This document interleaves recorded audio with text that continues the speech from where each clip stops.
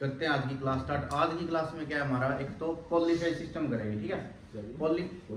Polyphase system, बहुकलिया प्रणाली, बहुकलिया प्रणाली। हम अभी तक डीसी पढ़ी, डीसी के बाद जो भी हमने काम किया वो सारा हमारा किसके ऊपर था, सिंगल एसी सिंगल फेज के ऊपर, सिंगल फेज के ऊपर किया। थ्री फेज का कोई लेना देना नहीं था। स्टार डेल्टा हमने कर लिया, लेकिन स्टार डेल्टा का जो भी संयोजन हमने किया वो सारे के सारे संयोजन कौन से थे, प्रतिरोध वाले, प्रतिरोध वाले किए थे।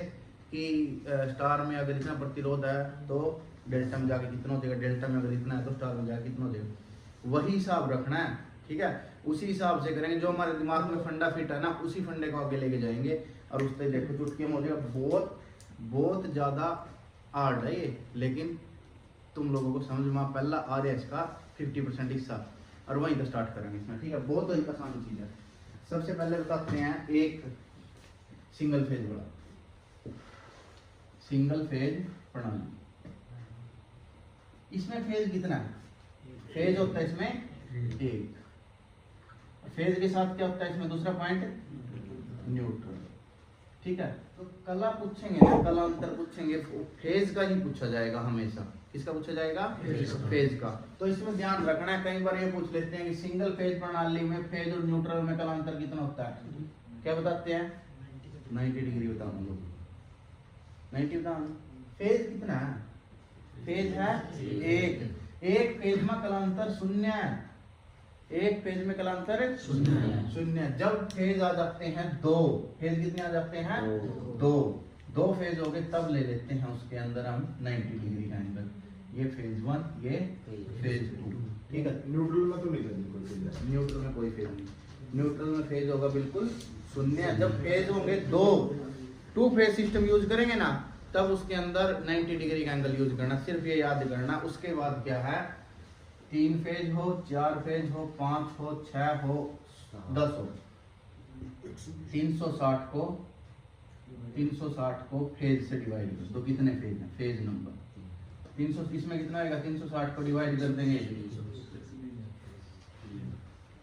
120 डिग्री, 120 डिग्री का विस्थापन होगा आपस में, ठीक है। 120 डिग्री का विस्थापन होगा तीनों फेज में, वोल्टेज हो या करंट हो, तीनों का 120 डिग्री में विस्थापन होगा। सिर्फ टू फेज सिस्टम ऐसी प्रणाली है जहां पर 90 डिग्री का, इसको सिंगल में याद कर लेते हैं, नहीं ये याद रखना, ठीक है।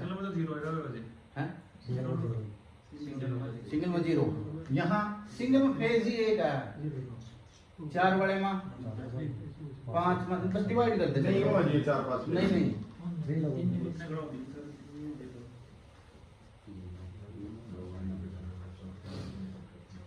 3 फेज सिस्टम हमारे पास 2 तरीके के हैं, एक तो है स्टार और एक है डेल्टा, जिसको स्टार बोलते हैं और दूसरा बोलते हैं इसको डेल्टा।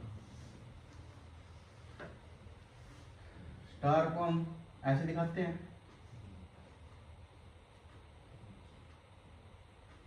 और डेल्टा को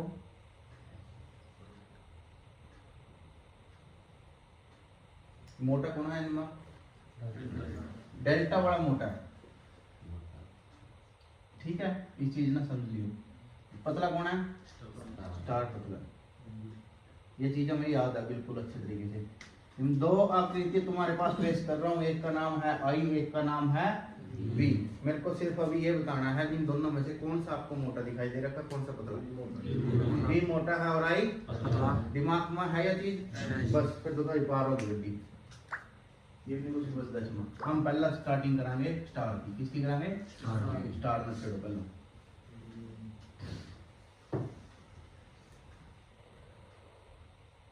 एसी है तो हम यहाँ पे ले लेंगे जेड, कोई बात नहीं ना, छोटी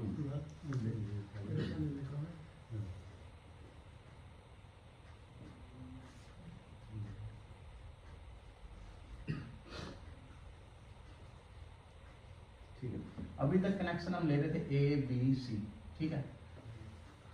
अब हमारे पास क्या आ गया, Z1 Z2 Z3 वो आ गया, ठीक है। लेकिन यहाँ पर कनेक्शन क्या दिखाएंगे हम, R Y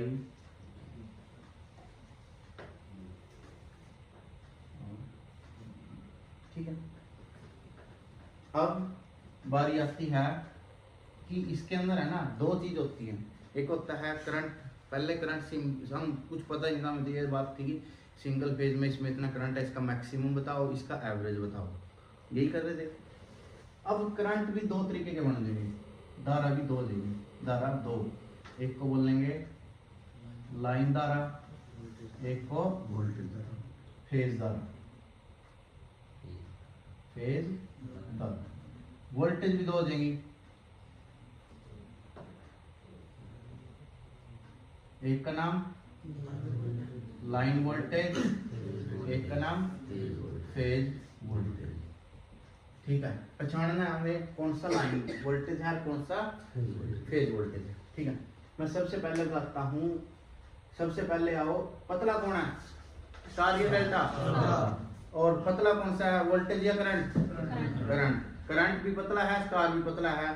तो यहाँ पर लाइन धारा और फेज धारा एक दूसरे के समान होती है, लाइन धारा और फेज धारा एक दूसरे के समान होती है। सिंपल याद करने का तरीका है, आई एल बराबर है आई फेज, लाइन धारा को दिखाते हैं आई एल से, इसको दिखाते हैं आई फेज से। इनके किस स्टार के अंदर कुछ याद करने की जरूरत नहीं है, लाइन करंट में और फेज करंट में एक दूसरे के तुल्य होते हैं। यहाँ पर थोड़ा सा फर्क है, ये इसको VL से दिखाते हैं और इसको दिखाते हैं V फेज से। पहले इसको याद कर लो, इसको देख लो, मैं बता देता हूँ, लाइन वोल्टेज और लाइन करंट, करंट का तो कोई चक्कर ही नहीं, करंट तो सेम रहेगा, जो फेज में है वही लाइन में है। IL लिख लो, इसको I फेज लिख लो, सब में यही चलेगा। ये R है, इसको R दिखा दो, और B है IB, Y है तो IY, IB IY। Voltage, voltage का फर्क है। इसके अंदर एक पॉइंट और बनता है जिसको नाम दे देते हैं हम न्यूट्रल। स्टार के अंदर तीसरा पॉइंट निकलता है न्यूट्रल। न्यूट्रल क्या चीज दिखाता है, जब हमारी सामान्य स्थिति होती है ना, तो तीनों के करंट का योग क्या होगा, तीनों के करंट का योग शून्य, तीनों के करंट का योग होता है हमारा, करके भी दिखा दूंगा, ये कोई बड़ी बात नहीं। ठीक है, तीनों के करंट का योग होगा हमारा शून्य, और IN की वैल्यू भी क्या होगी, शून्य। न्यूट्रल में करंट क्या होगा, शून्य, जब स्थिति क्या है, सामान्य स्थिति है, सामान्य। जो ऊपर वाले भी न्यूट्रल बन दीजिए, Y R I I B, तीनों अगर जोड़ देंगे ना, न्यूट्रल बन दीजिए, तीनों के करंट का, हाँ न्यूट्रल बन गई। अगर तीनों के करंट का सम क्या होगा हमारा, शून्य होगा हमेशा, तीनों के सम। और आई, इसके अंदर से करंट जो बह रहा है सामान्य स्थिति में, वो भी शून्य होता है। लेकिन अनबैलेंस, अनबैलेंस कौन सी होती है, तो बहुत सामान्य तो वो तो होती है, बैलेंस तो तुल्य है। ठीक है, जो अनबैलेंस होती है, कहीं फॉल्ट हो गया लाइन में, कहीं कुछ हो गया, तो सबसे ज्यादा करंट किस में आया करा, न्यूट्रल के थ्रू जाता है। लाइन टू लाइन हो जा तो लाइन टू लाइन हो जाएगा, कुछ नहीं करो, जब फॉल्ट हो जाए कौन सी, रिले कौन सी आ रही है, बोलेंगे अर्थ फॉल्ट रिले आ रही है, अर्थ फॉल्ट रिले इसके थ्रू ही तो ऑपरेट होगा, न्यूट्रल के थ्रू। ठीक है, लाइन टू लाइन है, और करंट फेज टू फेज हो जाता। ठीक है, तो वो असामान्य स्थिति है, और सामान्य स्थिति में बिल्कुल जीरो है न्यूट्रल। हाँ, तो अर्थ फॉल्ट रिले हमेशा न्यूट्रल के ऊपर ही लगाना, अगर उसमें कुछ करंट भी आ गया ना, रिले साथ के साथ ऑपरेट। न्यूट्रल में तो करंट आना ही नहीं चाहिए, करंट आ रहा है तो इसका मतलब कुछ असामान्य स्थिति है। फेज वोल्टेज किसको बोलते हैं, सिंगल फेज भी, किसकी, सिंगल फेज भी। वो किस किस के साथ लेते हैं, न्यूट्रल और एक फेज के साथ। न्यूट्रल और एक फेज के साथ जो हम लेते हैं उसको दिखाते हैं उसकी फेज वोल्टेज, इसको V फेज बोलूंगा। किस किस के बीच में है, R और न्यूट्रल, इसको मैं VRN लिख सकता हूँ, VRN। अगर मेरे को इस फेज की वोल्टेज चाहिए तो मेरे को न्यूट्रल के साथ मापनी पड़ेगी, VBN। अगर मेरे को इस तीसरे फेज की वोल्टेज मापनी है तो मेरे को इस न्यूट्रल के साथ मापनी पड़ेगी, VYN। यानी न्यूट्रल और फेज के मध्य जो वोल्टेज मापी जाएगी उसको क्या बोलेंगे, क्या बोलेंगे, फेज वोल्टेज। ठीक है, ये तो होगी फेज वोल्टेज। ठीक है, दूसरी एक और चीज हो हमारे पास, लाइन वोल्टेज। क्या होती है, लाइन वोल्टेज। लाइन में VR और VB के मध्य जो वोल्टेज मापी गई उसको नाम दे दिया लाइन। दोनों लाइन, दो फेजों के बीच में, दो फेजों के बीच में जो वोल्टेज माप रहे हैं ना उसको क्या बोलेंगे? Line voltage.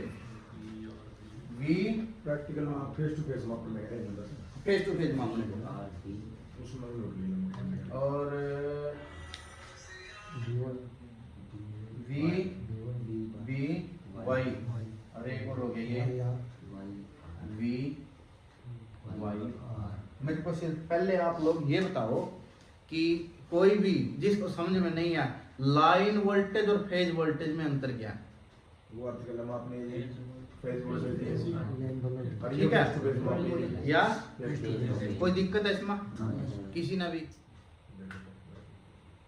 RYD, मैं इन दोनों के मध्य जो वोल्टेज माप लेता हूँ उसको क्या बोल दूंगा मैं? फेज वोल्टेज बोल दूं या लाइन वोल्टेज? क्या बोलेंगे? जैसे इन्होंने बताया फेज, उलझ गया।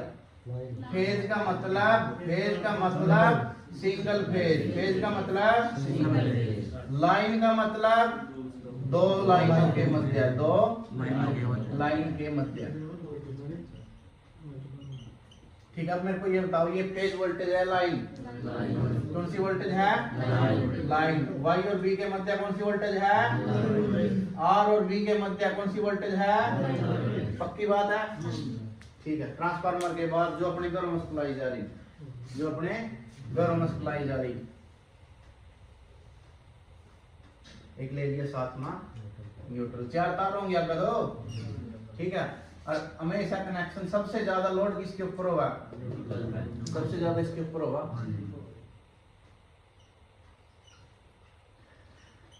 ये कौन सी बनेगी वोल्टेज? फेज। फेज का मतलब सिंगल फेज। ये कौन सी बनेगी? ये कौन सी बनेगी? समझिए चीज। जब मैं सबसे पहले लिख लेता हूं IR, ऐसे लिख सकते हैं ना? ऐसे लिखते हैं हम, ये तो याद होगा। ठीक है, मैं लिखता हूं IR के बाद IY, IM sign omega T minus कितना करूं? IB IM sign omega T minus कितना करूं? अबे इसमें माइनस और कर दो। एक यहाँ R था ना 120 का, इसका दे दिया, ये 120 हो गया। ठीक है, ये कौन सा बन गया? Y था, अगले में तो माइनस 120 करना पड़ेगा। और इसमें कितने का हो गया? अगर इसमें देखने लग रहे, इसमें माइनस करना 240 करना पड़ेगा। ठीक है,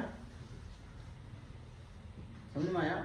एक तो 120 पर नहीं है आपस में। IR तो मतलब इसमें कोई कोण नहीं जी ना, तो Y में 120 हो गया, उसमें 240 हो गया। 200 120 तो Y था, Y था आपका भी 120 है, तो दूर R था, ये तो R का है, इसको प्लस माइनस करना लग रहे। इसमें क्या मतलब डायमेंशन चल रहा है जी? विस्थापन भूल गए, फेज डिफरेंस ना बोले जी, मतलब तीनों फेज। अब ये बताओ, मैं तीन फेज प्रणाली है, तीन फेज प्रणाली है, तीन फेज भेजने माने RYB, जैसे करंट वोल्टेज चल रहा था ना ऐसे। ठीक है, मेरे को तीन फेज भेजने, ये भी वोल्टेज है VR, ये है VY, मैं इनको इकट्ठा भेज सकता हूँ। फेज कहाँ से बन जाएगा फिर? अगर इकट्ठा भेज दिया, फेज बन नहीं, सिंगल फेज बन गई। तो अगर मेरे को फेज बदलने हैं तो फेज में मैं ना आगे पीछे रखूंगा। एक फेज तो पहुंचा दिया, ये तो पहुंचा दिया, एक फेज पहुंचा दिया, ये अगला फेज पहुंचाओ। कितने का? ये 90 120, ये बना लीजिए।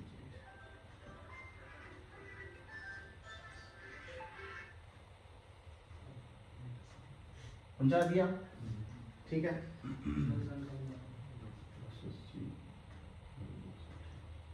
अगला कहां था बनेगा?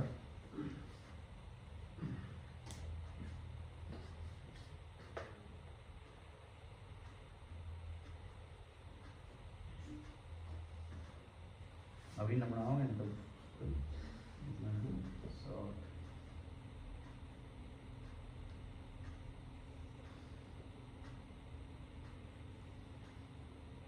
ऐसे बनेगी 3 फेज प्रणाली। ये वोल्टेज ही हैं लेकिन तीनों अलग अलग फेज के, तीनों अलग अलग फेज के, ऐसे विस्थापन किया जाता है इनका।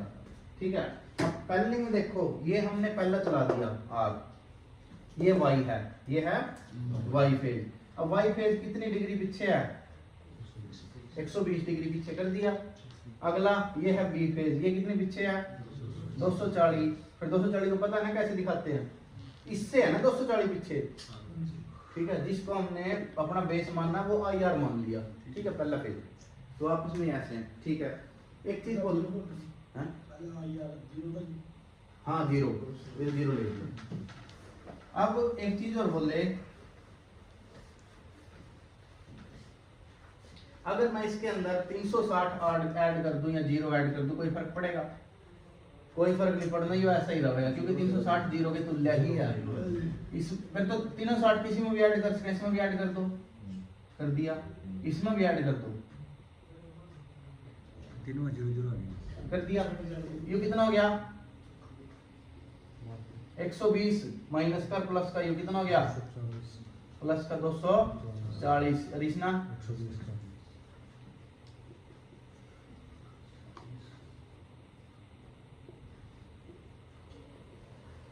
तुम इसको ऐसे भी दिखा सकते हो, इसको ऐसे भी दिखा सकते हो। एक को लिख दिया साइन ओमेगा टी, एक को साइन ओमेगा टी माइनस 120, इसको माइनस 240 लिख लो, या माइनस 240 की जगह आप ये चीज भी लिख सकते हो। एक तो माइनस का 120, एक प्लस का 120। ठीक है,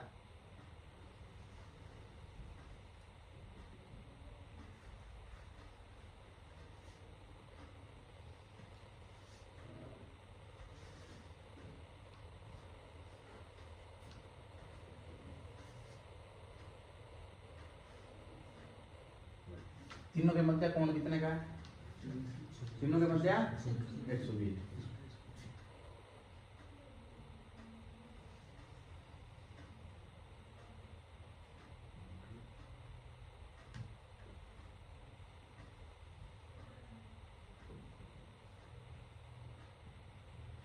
ये है वी आर एन। अगर ये वी आर एन है ना, तो यहाँ पर क्या होगा, ये इसका उल्टा कर दो बस, माइनस का वी आर एन, माइनस का वी आर, इसका उल्टा बस, बिल्कुल सीध में आया, सीधी लगा। एक मिनट मैं इतना पहला भी ऐसे ही करूँगा। ठीक है, ये तो हमने करंट दिखा दिया 120 डिग्री पर विस्थापन। अब वोल्टेज का दिखाओ, फेज का, ये फेज है ना, ध्यान से समझियो। अगर ये समझ में आ गया ना, बल्ले बल्ले हो गई अपनी, दूर ट्रांसफार्मर तक आग कहीं में दिक्कत नहीं समझ में आया, इतना बढ़िया डाल मेड़ांगे।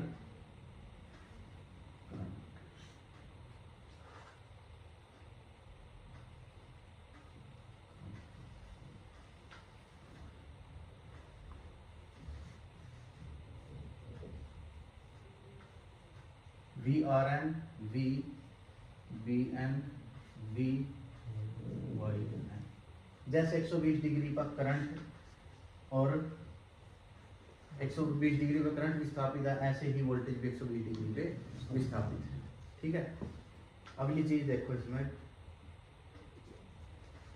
वाई अच्छा आइए। ठीक है, अब ये चीज है ना, अगर मैं इसके बिल्कुल सीधे में ऐसे लिख दूंगा ना, ये इसको मैं अगर ऐसे लिख दूं, यहाँ पे हम काल्पनिक इसको मानने हैं, तो काल्पनिक ये चीज क्या बन जाएगी, वी आर एन, माइनस का वी आर एन। ठीक है, वी एन को अगर लिखना चाहूं तो माइनस वी बी एन, लेकिन इसको एक में ही लिखेंगे, वहीं से समझ जो भी कहां का देखा है। ठीक है, एक ये चीज होगी, एक मैं ले लूं यहाँ पे वी वाई एन, काल्पनिक लिख सकता हूं ना, we Y N.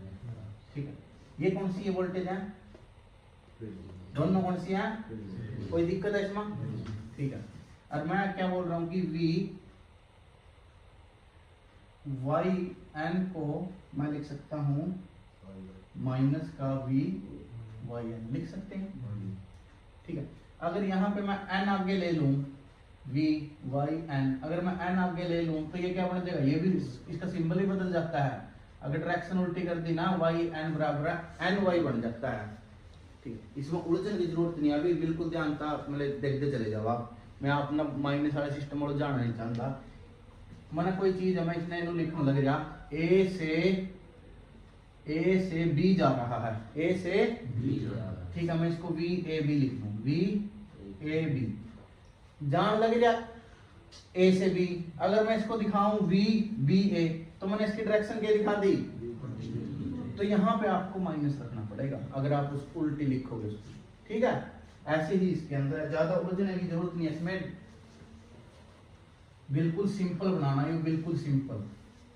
We are, मैंने बताया था लाइन वोल्टेज कहाँ मापी जाती है, दो फेज के मध्य, दो फेज आगे मेरे पास यहाँ पे इनके मध्य निकाल लेता हूं मैं वोल्टेज, इसको नाम क्या देंगे, वी आर वाई। जो पॉजिटिव का वो पहले रख लो, जो पॉजिटिव का है वो पहले रख लो।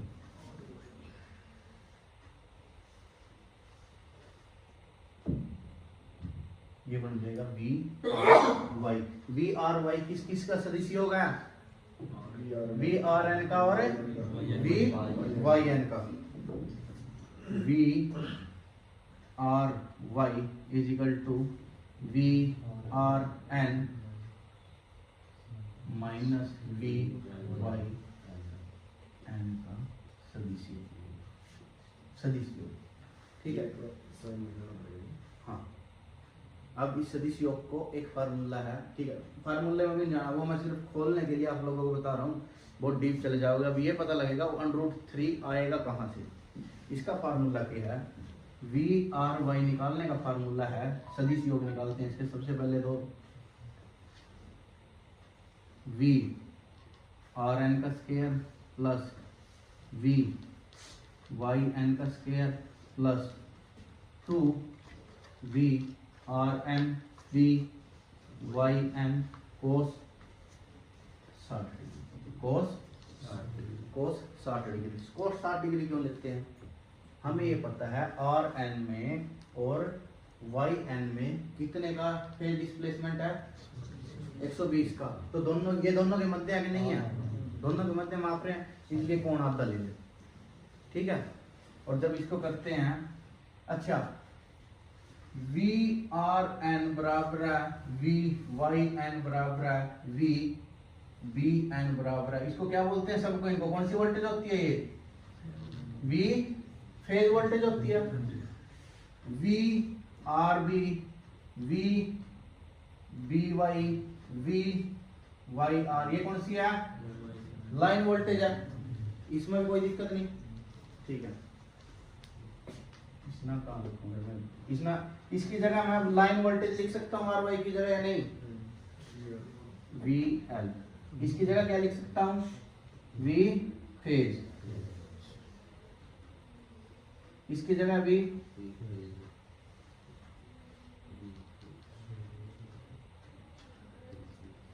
cos 60 का मान होता है 1/2, 2 से कट गया ये 2 से कट गया 2। तो अब जो हमारा ये बनेगा ना, ये देखा ऐसे बनेगा, वी एल बराबर है वी फेज का स्क्वायर प्लस वी फेज का स्क्वायर प्लस वी फेज का स्क्वायर। वी एल क्यों है, वी फेज के क्यों करोगे, फेज नहीं करना है। हाँ, दो फेज के बीच मध्य निकालना लग रहे हैं ना, वी आर एन और वी वाई एन के मध्य, वी आर एन और वी वाई के मध्य निकाल रहे हैं हम, ठीक है। जिसके समझ में नहीं आवे ना दोबारा करूंगा मैं, लेकिन यू करना जरूरी है, ठीक है। यू एक पूछा जाएगा, ये लिख के मैं ले लियो, आज यू क्वेश्चन पूछा जाएगा, 4 वहां बनाएंगे इसके टुकड़े, चार में एक आवेगा, ये चीज ये खोल कर आ गई, तीनों का जोड़ कितना बन जाएगा, 3 वी फेज का स्क्वायर उसका वर्गमूल वी है। अगर भीतर जोड़ा है तो बाहर आ जाएगा, ये तो अंदर के बचेगा वर्गमूल 3, तो वर्गमूल 3 ना नो लिख दो और वी फेज निकाल दो बाहर, वर्गमूल खत्म कर दिया इसका। ये आ गई वी एल और वी फेज के मध्य जो संबंध होता है वो यही होता है ना, इसके अंदर होता है ये लाइन वोल्टेज और फेज, स्टार में होता है डेल्टा में होता है, किसकी में? स्टार में। तो मैं स्टार खत्म हो गया। स्टार में आई एल बराबर है आई फेज, कोई दिक्कत नहीं। वी एल बराबर है अंडर रूट 3 और वी फेज पूछ लिया किसके बराबर होएगा, तो वी एल के बटे अंडर रूट 3। पावर निकालना है, इसका मेरे को वास्तविक शक्ति का फार्मूला बताओ सारे। वास्तविक शक्ति का V I cos theta phi जो भी है, ठीक है। ये हम सिंगल फेज पर करने लगे थे। किस पर कर रहे थे? तो सिंगल फेज पर अगर हम करें तो क्या होगा? वी फेज गुणा आई फेज कॉस थीटा। एक फेज की, दूसरे फेज की भी सेम, तीसरे फेज की भी सेम, और तीनों का पावर क्या हो जाएगा? पावर क्या होगा तीनों की? जुड़ जाएगी। तो टोटल पावर क्या बन जाएगी मेरी? पी टोटल क्या बन जाएगी? 3 V phase I phase cos phase में लाइन वोल्टेज, और VL बराबर क्या होता है? हम ना तो इस चीज में बेरा था, अगर हम VPH रखना और IPH रखना तो अपनी यह बनेगी पावर, अर्थात तब सख्त खर्ची शक्ति का खर्च पूछेगा उसके अंदर, शक्ति का खर्च। और दे रखी ना लाइन वोल्टेज, क्या दे रखी? Line voltage. अपन इसका मतलब फार्मूला लाइन के हिसाब से रखना, VL IL और cos थीटा। और VL का फार्मूला क्या होगा? उसका VPH लाइन की फॉर्म में क्या होगी? VL बटे, या VPH के बराबर होगी, या तो है ही IPH के बराबर, गुणा कर देना 3 था, जब इन्हें 3 तक गुणा करोगे तो ऊपर बच जाएगा अंडर रूट 3। तो P बराबर क्या होगी? VL IL under root 3 cos क्या है? ये देखिए जब ये आसान लगे खत्म होया दिखेगा। IL बराबर है IP, कोई दिक्कत? VL बराबर है इवन कहोगे यू आसान लगने लग गया ना। V फेज बराबर है VL बटे बहुत बढ़िया। ई P बराबर है, एक तो है U, अगर आपको दिया है phase V I cos phi, अगर दिया है फेज, अगर लाइन दिया है तो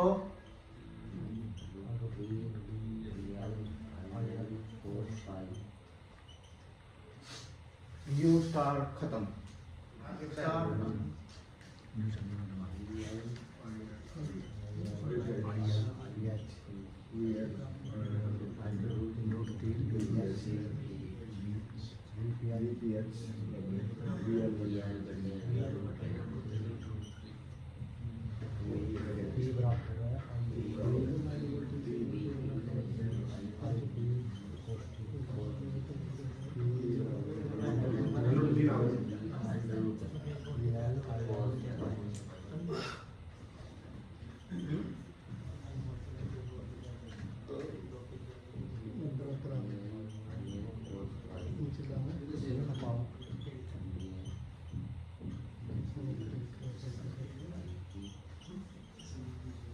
पावर में कोई चेंज आया?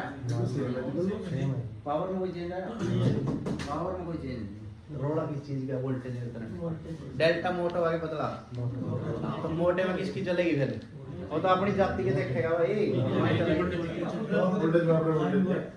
बस फेज वोल्टेज बराबर है लाइन वोल्टेज, फेज वोल्टेज बराबर है जहां क्या है? स्टार कनेक्टेड है, क्या है? ओ डेल्टा कनेक्टेड है, वहां लाइन वोल्टेज और फेज वोल्टेज आपकी IL बराबर क्या हो जाएगा? इसमें रूट 3 का फंडा सेम है।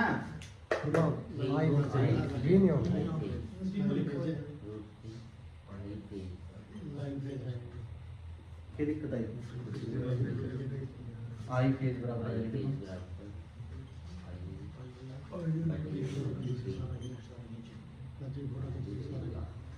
याद के करने जिस पर ज्यादा जोर देना 1 2 3 4।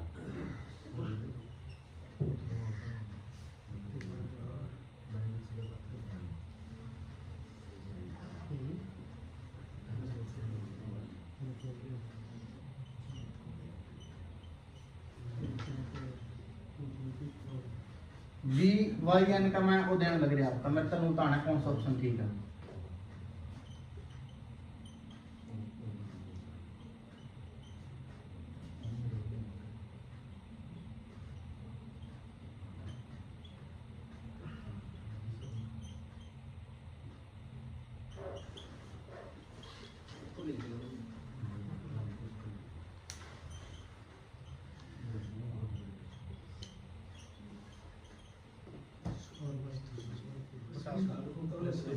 देखो अगर मैंने वी आर का दिखाया तो इसमें क्या दिखाऊंगा मैं वी वाई का कहाँ चला गया ये माइनस में चला गया 120 तो ये हो सकता है नहीं हो सकता इसमें क्या दिक्कत थी गाना वी वाई एन क्या लिखा है मैं तीनों लिखा है कल 120 था फिर मैंने 120 में 360 जोड़ा था महीना 360 जोड़ दो कोई फर्क पड़ा है 360 जोड़ दिया 0 जोड़ दे उसी वही वैल्यू होगी नहीं 360 के बाद 360 जोड़ दिया 360 प्लस कर 120 माइनस कर क्या हो गया 200 तो कितना हो गया ये हो सकता है नहीं हो सकता दोनों तो इसका ऑप्शन कौन सा आएगा ठीक है अच्छा एक कर दे एक भी और अगर दोनों ऑप्शन मतलब दोनों करने पड़ेंगे नहीं लिख पाओगे ये बताओ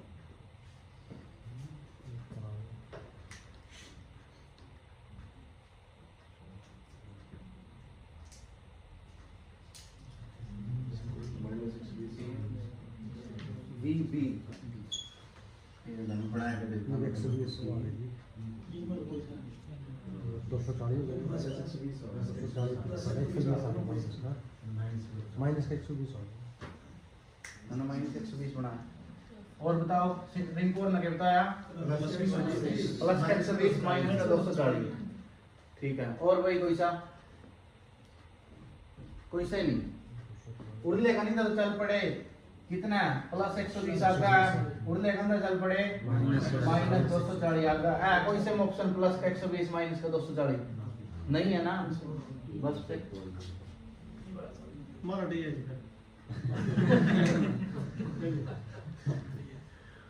चलो दोबारा समझो एक बार और विस्थापन नहीं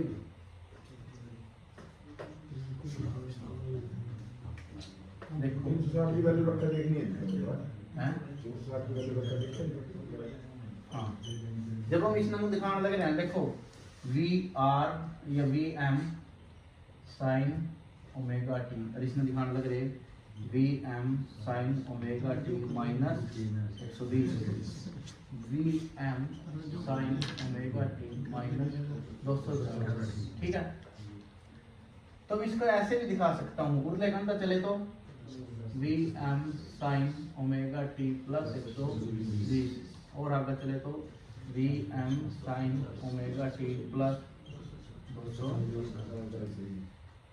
ठीक है जब ऐसे चले हैं ना जब हमने फेज ऐसे लिया तो माइनस का आया तो उसको कौन सा सीक्वेंस बोलेंगे ऋणात्मक सीक्वेंस कौन सा ऋणात्मक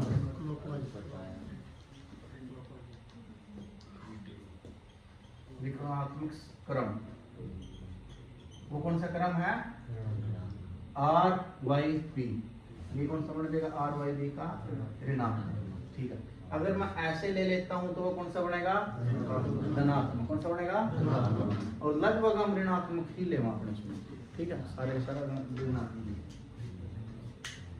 वो धनात्मक बन जाएगा ये वाला ऐसे वाला धनात्मक सीक्वेंस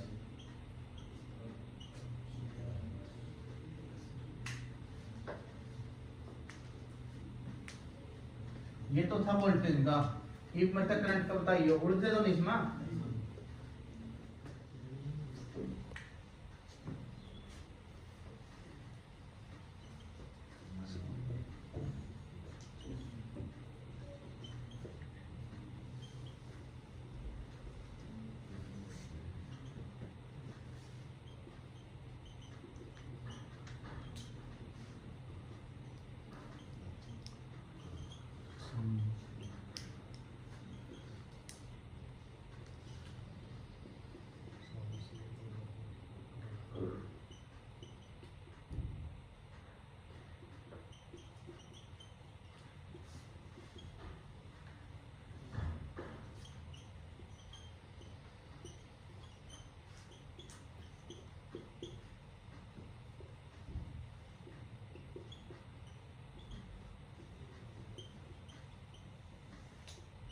कौन बताएगा इसका आंसर?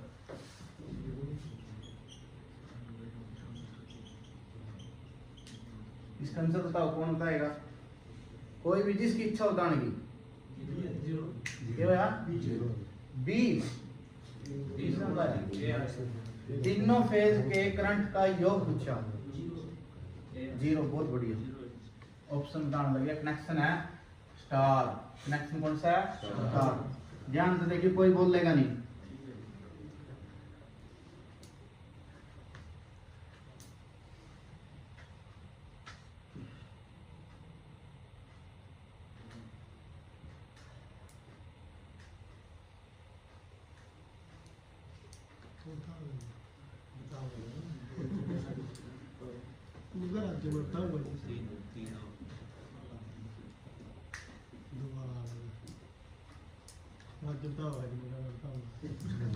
बता रहा जी। 0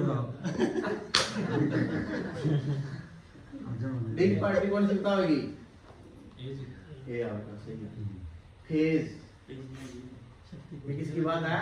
फेज की। फेज में तीनों का सिंपल योग कर दो। सिंगल सिंगल फेज का, सिंगल फेज में क्या था? वी आई cos पाई था, उन्हें 3 तक गुणा कर दो सिंगल सिंगल फेज ना, तो टोटल 50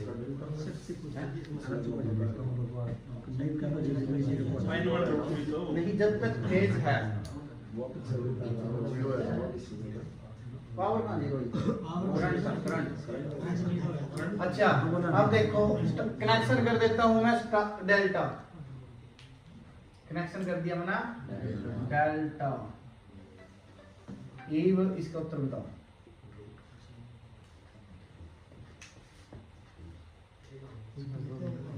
जाएगा सब सेम बता साइज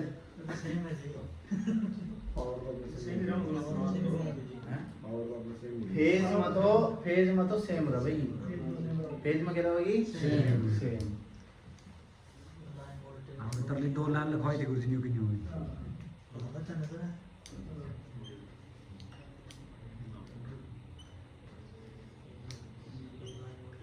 बताओ delta. Barsana party, D party, सिसला पार्टी, डी डी के बी, किशन, फतेहपुर पार्टी भाई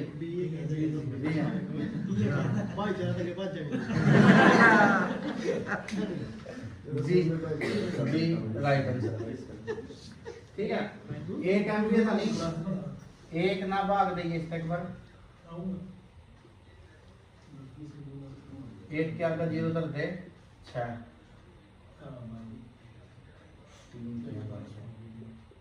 1000 ना भाग दे इसका,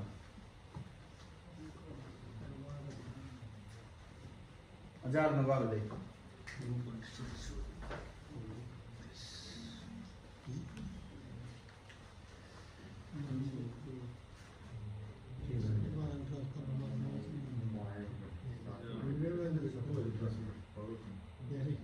बीस 25 की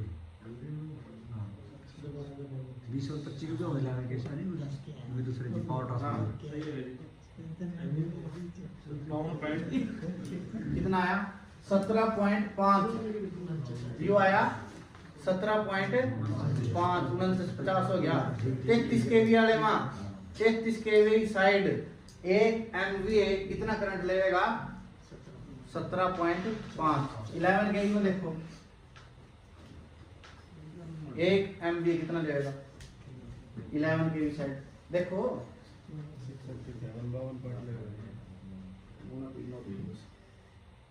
52.5 कितना आ गया? 52.5। ये कितना लेगा? 17.5। 132 साइड देखियो 1 MVA। सोई में उठने को जी हैं? सोई में उठने के 132 की साइड तो नहीं जी ना उठेगा ना। कितना हो गया? 4.375। फैक्टर याद आई वैसा बना है? ये फैक्टर याद है कि आया कि नहीं समझ में? बात बताइए। देखो हाँ देखियो जी कर आपने पहले एक बार बात करना अपन देखिए हम नोट 3 पे जी ऑप्शन समथिंग है कितना आया इधर थे अपन बात 3 दो हाँ अरे ये अंडर 3 तक होना घरे बात करो ना दोबारा पास दिन से तो वाले हो अरे बहुत दूर करने पूजा वगैरह है तो पूजा वीडियो टाइप आगे पीछे तो बैठ जा ये तो ब्रैकेट लगा करनी पड़ेगी नहीं तो ये देखो यू यहाँ 5 से वैल्यू है 5 से वैल्यू 5 11 के रिसेट किस तरह हो गया अभी लोड 11 में 11 के रिसेट लोड हाँ ट्रांसफर पर लोड नहीं लेगा 10 एम्पीयर पर ट्रांसफार्मर बेड से होती है हाँ उससे ज्यादा लोड और ऐसे चल गुना जी हां चल गुना ना इसमें जी अंडर 3 200 ट्रांसफार्मर सिंपल पूछा जाएगा कोई क्वेश्चन से कैसे इसका 20 ट्रांसफार्मर है देखो 16 पे लोड आ गया जो पावर हाउस में 132 में ड्यूटी लग रही है कारण उसना तो लगभग तीनों फैक्ट्री याद है 52.5 17.5 और 4.375 ठीक है ओके होएगा लेकिन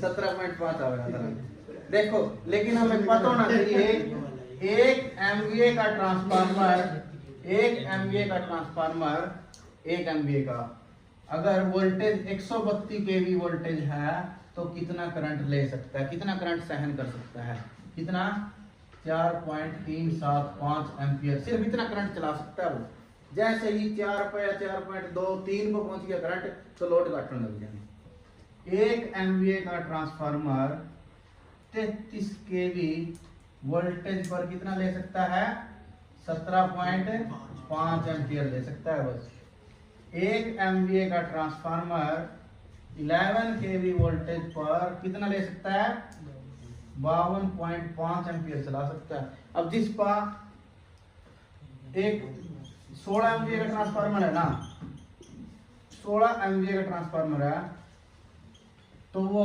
कितना करंट ले इसका मैक्सिमम सीधा आप एक इसने इसके लिए गुणा करके देखना 16 पंजे 80 16 दूनी 32 32 8 40 बच के 4 16 पंजे 80 80 4 84 ठीक है ना ये ऐसे है बात है 840 एम्पीयर ले इसको ठीक है कुछ नहीं यू फार्मूला याद रखो 1000 बटे √3 गुणा केवी में होनी चाहिए पर केवी में होनी चाहिए कितने का 100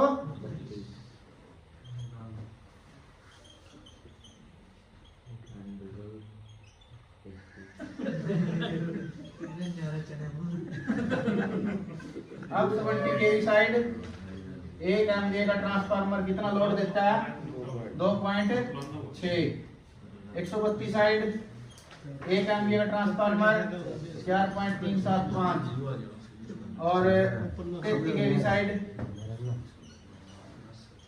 17.5 11 kV साइड 52.5